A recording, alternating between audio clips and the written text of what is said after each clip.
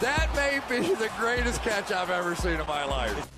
Okay, every offseason, there's a balancing act in staying in the loop and trying to get out of the echo chamber, because y'all know that, I mean, once one person comes out and says, hell, I think player X may be overvalued, everybody is jumping on, everybody is looking at that take, and what ends up happening is you just get this echo chamber where it's a lot of people repeating the same information over and over and over again, where maybe a player's value goes down too far and they're penalized too much for something that may not have been that big of a deal. So we are going to go through and I'm going to look at 4 to 5 rookies that have lost the most value from the beginning of the offseason to where we stand right now before the NFL draft. And I'm going to try to determine, okay, was the loss justified? And I will tell you, in one of these instances, I think we have a buy low candidate. I think we have someone that everybody's off of, that I actually was screaming that he was a sell at the beginning of the offseason.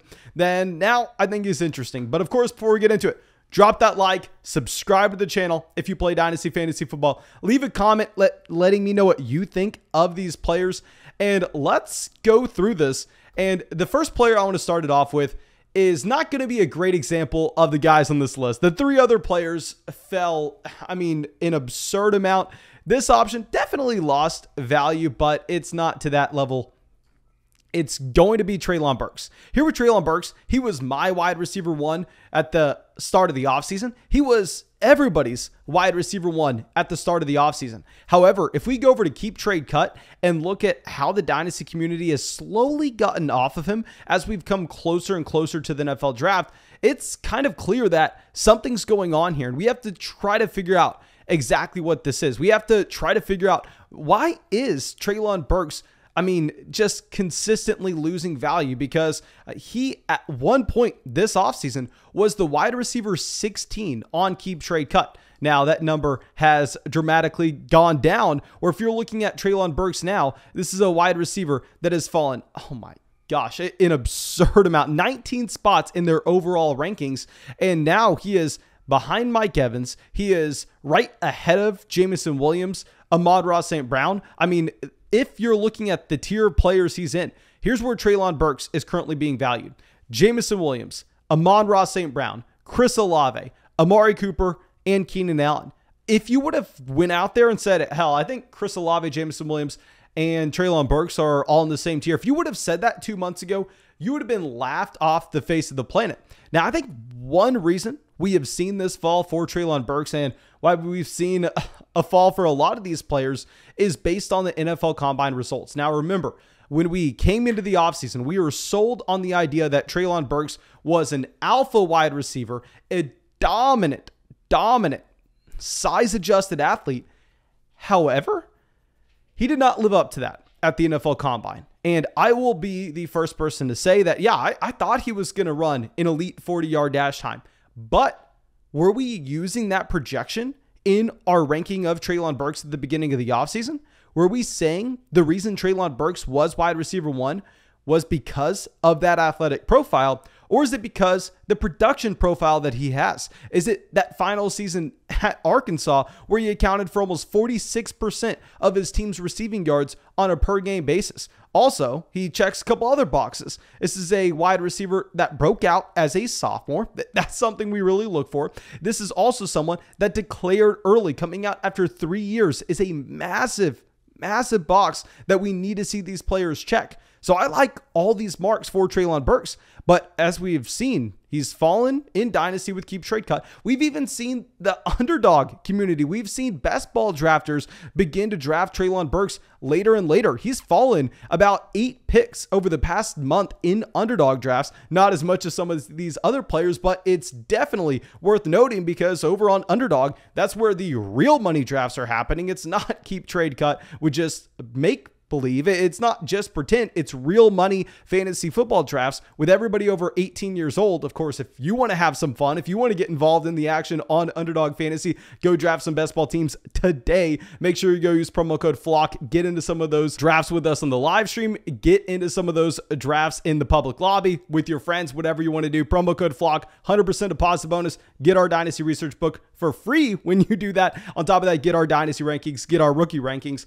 But I think that this may be an overreaction for Treylon Burks, where, like I've said, I moved him down my own Dynasty rankings for the rookie rankings. We moved him behind Drake London and Garrett Wilson, but it had nothing to do with the NFL Combine. I don't really care about the NFL Combine at the wide receiver position outside of the extreme outliers. Now, the reason I ended up moving him below those two wide receivers about a month ago was because the wide receiver model that we have developed and really taking into account the competition a player has for targets in their respective college offense and understanding how we should be weighting that towards their actual production to give some context to the situation. That's what makes Garrett Wilson slightly more appealing when he's in that Ohio State offense with Chris Olave, the wide receiver one in 2023, Jamison Williams in 2020 as well. It's what makes Drake London slightly more intriguing when we can project one pass catcher from USC to get drafted in the NFL draft. On top of that, broke out with Michael Pittman and Amon-Ra St. Brown on the same roster. So if we're looking at the production profile for all those wide receivers, I'm going to favor the players that did so with great competition around them when all else is equal. But that's not to say that Treylon Burks needs to dramatically fall down our overall wide receiver rankings. Like if I pull up where I have Treylon Burks in our wide receiver rankings, I have him at wide receiver 17. That is where he started the offseason with keep trade cut. And since then, he's fallen down. Players that I personally have Treylon Burks ranked ahead of in Dynasty that drafters, I don't want to say drafters, people going out there and rating these players and keep trade cut don't agree with me. I have Treylon Burks above someone like Jerry Jeudy. I have Treylon Burks above Michael Pittman. I have Treylon Burks above Devontae Smith. I think Burks is a better prospect than all these players. I think Burks has a higher ceiling to go along with it. So he's fallen in my rookie rankings. I don't think the fall in the overall startup rankings, however, is justified. And maybe you're going to find yourself getting some discounted Treylon Burks, especially imagine what happens. He goes to the Philadelphia Eagles. If he goes to the Philadelphia Eagles, dear God, this is a wide receiver that's probably making it to like the 109 in your rookie draft, as crazy as that is to say. And I will point out one thing. If you go over and look at NFL mock drafters as well, he's going later now in NFL mock drafts where he's hovering around pick 24. That's where you want these guys getting drafted. That's where you have the Packers. That's where you have the Bills. That's where you have the Cowboys. That's where you have the Cardinals. That's where you have the good landing spots. So I think Treylon Burks may end up becoming a value, not as much of a value as someone will talk about at the end of the video. But first, let's get by some guys we've been talking about all offseason. I know you're tired of it. We are going to be very brief with this player because I know the second I say his name, you're going to hate me for it, but he literally is the perfect example of someone we need to talk about in this video. It's going to be Isaiah Spiller. Yes, Isaiah Spiller, as I always have to say, I always have to be completely honest. Beginning of the offseason, not only did the Dynasty community have him, right there with Breece Hall in their running back rankings, I did as well. I had Isaiah Spiller ahead of Kenneth Walker. I had him neck and neck with Breece Hall. When people came out and said, Mason, do you want Breece Hall or Isaiah Spiller? And we were looking at the measurables, the projected athletic testing numbers. We were saying, okay, well, Isaiah Spiller was a great pass catcher at A&M. He broke out at 18 years old. There were so many boxes he checked, especially with the projections. But when Breece Hall obviously dominated, Isaiah Spiller disappointed. We have to make those adjustments. We've seen those adjustments being made. If you pull up, let's go grinding the mocks first. Let's look at just regular NFL mock drafters to see how far he has plummeted. Back last offseason, people thought he was going to be a first-round selection. Since then, just a consistent fall off. If we're looking at keep trade cut for his Dynasty value, he's fallen 14 spots just in the running back rankings alone, where now he is the running back 28 on keep trade cut. If you're looking at Underdog Fantasy, he's fallen almost 2 rounds in drafts over the past 2 months. There are a lot of changes happening here with Isaiah Spiller's value to a point where now I think he's being appropriately priced. If you see him next to Tony Pollard in the keep trade cut rankings, hell, that's where I have him in my dynasty rankings. That's where we moved him right after the NFL Combine. And I guess everybody is maybe caught up where I can't say Isaiah Spiller is an overrated player now because the entire community has just plummeted him down.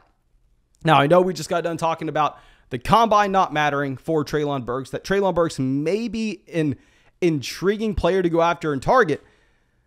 I hate to continuously talk about this. I know we have said this over and over and over again. And yes, everybody's going to come out here and tell me, Mason, you bum. Isaiah Spiller is going to get bigger. Isaiah Spiller is going to be able to put on weight. He's going to be able to get faster. He was hurt at his pro day.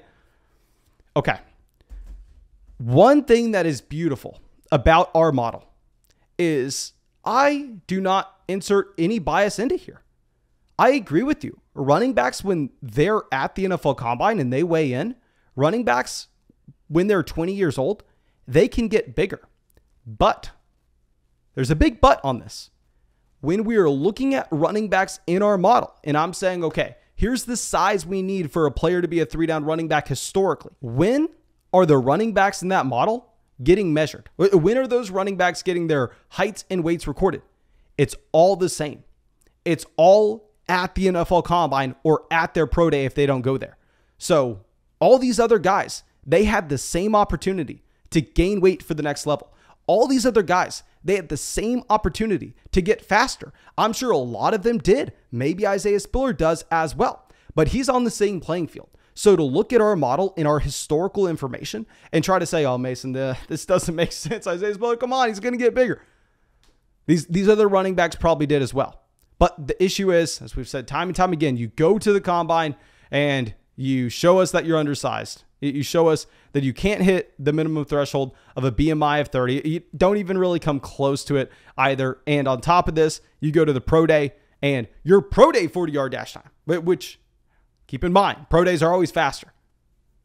You're way too slow. And we always talk about this. A rookie can have a red flag and overcome it 100%. Nobody's going to be Breece Hall. I mean, very few players are going to have a bulletproof model where you can't point out one thing that was bad about them. You can easily see an undersized running back finding success at the NFL level. If we look historically, we have a ton of examples of this. You can easily find a running back that's too slow finding success at the NFL level. If you look historically, we have a ton of examples of this. What we don't have is we don't have a running back that is undersized and too slow. Once you start to stack those red flags on top of each other, that's when you have to get off that player. You have to remove the bias. So I'm going to bring it up for the last time until he's drafted. Okay, Isaiah Spiller, if we look at running backs that had a BMI less than 30, Isaiah Spiller would have to gain, at least 10 pounds to get there. And we look at running backs that ran slower than a 4.55 40-yard dash. So a lot faster than what Isaiah Spiller did. You got Kerryon Johnson, Dexter Williams, Jordan Wilkins, Jamal Williams, Wayne Gallman, Storm Johnson, TJ Yeldon, Matt Jones. Those were players from 2014 to 2020 that were drafted in Dynasty rookie drafts. That's a sample size of over 100 running backs. Every single one of those players lost value, and every single one of those players, besides TJ Yeldon and Kerryon Johnson, were undrafted by the time they got to their second offseason. So I think the fall is justified. I think he's appropriately priced now when he's going next to Tony Pollard in Dynasty draft. Yeah, that's good. I don't think you could drop him much further than that because he probably will be a top 100 draft pick. And as a rookie running back, if he steps into a situation like Houston, he'll get opportunity. He'll get volume. Now let's go to our next player, someone that I never really got behind. And we're not going to be able to spend much time on them either. It's going to be Kyren Williams. Now with Kyren Williams, this is someone that if you go over to grinding the mocks, you're going to see that he was supposed to be a borderline round 2, round 3 pick a long time ago. And once you get to the NFL Combine, we kind of see that NFL teams realize how important this is because he was supposed to be a top 100 draft pick. And now some people are saying that he's not going to go until like the 6th round in drafts. He has fallen off the face of the planet because his testing. And of course, like we said, we'll give some historical examples. If you look at his keep trade cut value, I mean, he at one point was closing in on being a top 24 running back in Dynasty. Now, of course, now that sounds laughable. It sounds laughable to say that people were valuing Kyren Williams there. I mean, now he is being valued as the running back 59 in Dynasty. I mean, he has lost an incredible amount of value. And on Underdog Fantasy, we've seen the same thing over about the past month. He's fell 50 picks. On Underdog Fantasy, real money drafts, go use promo code FLOCK. You actually have him as an undrafted player in the majority of these. He's going in one of the last rounds, sometimes not getting drafted. That's unbelievable. And we have to look a little bit deeper into this.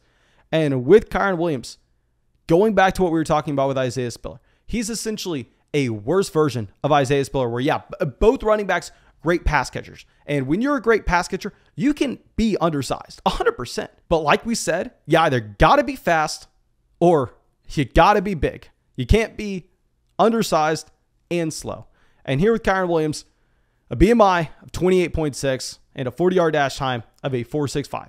Now, I know a lot of people are going to still say, Mason, the BMI doesn't matter. Please go do your own research. Go pull up a sample size of over 100 running backs. Run some analysis and try to prove to me that BMI does not matter in identifying the workload these running backs can handle at the next level. Because it does. I'll tell you that right now. I've done the research. You have not done the research if you tried to argue that with me.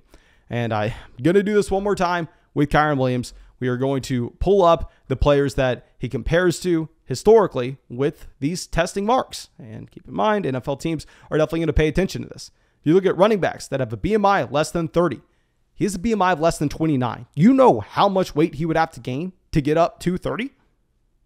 He's going to have to start taking steroids. And if you look at running backs that ran slower than a 4.60, you got Storm Johnson, Wayne Gallman, Matt Jones, and TJ Yeldon. If your ceiling's TJ Yeldon, I don't want you. I could see him turning into TJ Yeldon with his passing game capability. But yeah, Kyren Williams, he's lost value for the right reasons, in my opinion. But our last player is going to be someone that I thought I wasn't going to draft at all this offseason. And now he may be my most drafted rookie. You got David Bell. With David Bell, what are we talking about here? Remember, everybody. It didn't matter if you were, a part of the film community, if you were a part of the metrics community. Everybody was hyping this guy up at the very beginning of the offseason. I was sitting there going, are you freaking kidding me? Someone's trying to tell me David Bell's better than Chris Olave? What are you smoking? I was hating on the David Bell truthers. But where have y'all gone? You're getting this scared by a 40-yard dash time for a wide receiver? For a running back, I get it. You know, I just got done speaking 15 minutes on how I'm moving Isaiah Spiller and Kyren Williams down.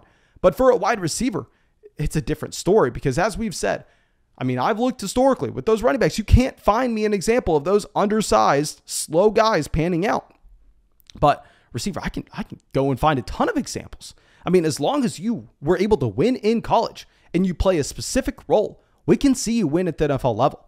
Keep in mind, of course, there are going to be different wide receivers. You're going to have your field stretching options. You're going to have your big-bodied, prototypical X wide receivers.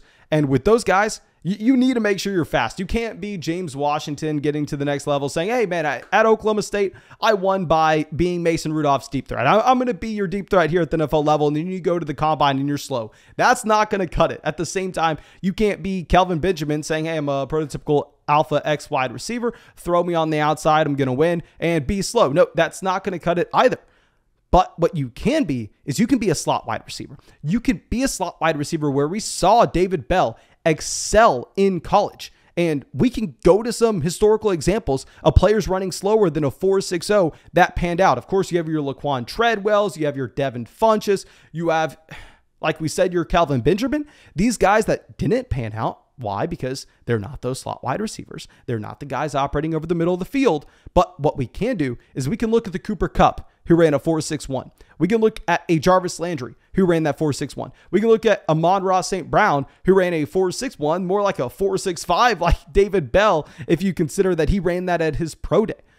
Now, also, we have to acknowledge the fact that David Bell is going to go late in the NFL draft. I mean, pull up grinding the mocks, look at David Bell's projection before and after the combine. NFL teams, as we've always said, they're going to value those wide receivers differently than fantasy managers should.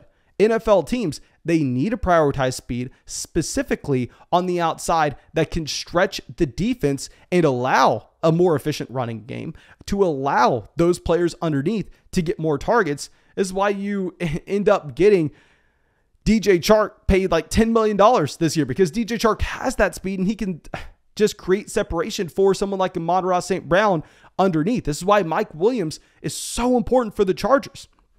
This is why you saw Jarvis Landry fall in the draft. This is why you saw Cooper Kupp fall in the draft. This is why you saw Amon-Ra St. Brown last year fall in the draft, because those players aren't as valuable for the NFL teams. Of course, when you have a Cooper Kupp example, yeah, he's going to be breaking all molds.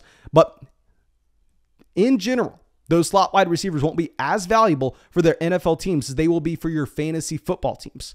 So if we also pull up the fact that, I mean, David Bell is going undrafted right now on Underdog Fantasy. If you're in a Superflex draft on Underdog Fantasy, you can get David Bell with your last pick. That's a pick that has upside. If you look at his dynasty value, he's currently being drafted as the wide receiver 63, behind guys like Donovan Peoples-Jones. He checks every box. He broke out as a freshman with Rondale Moore in that same offense. He declares early for the NFL draft. He had about 35% of his team's receiving yards on a per game basis. No, I was never the guy coming out here screaming that you should be drafting him over Chris Olave. Of course, that was not me. But at the same time, I think all of a sudden, if David Bell is going in the late second, early third round of rookie drafts, that's what you want. That's exactly what you're looking for. So David Bell's the one player on this list that has fallen an incredible amount, that I was maybe low on at the beginning of the offseason, but now I'm buying him. Now I'm trying to get as much David Bell as I can. Now, of course, thank you so much for being a part of the flock and supporting the channel. Really hope you enjoyed it. Really hope you have a great day, and I hope I get to see you out with the video tomorrow.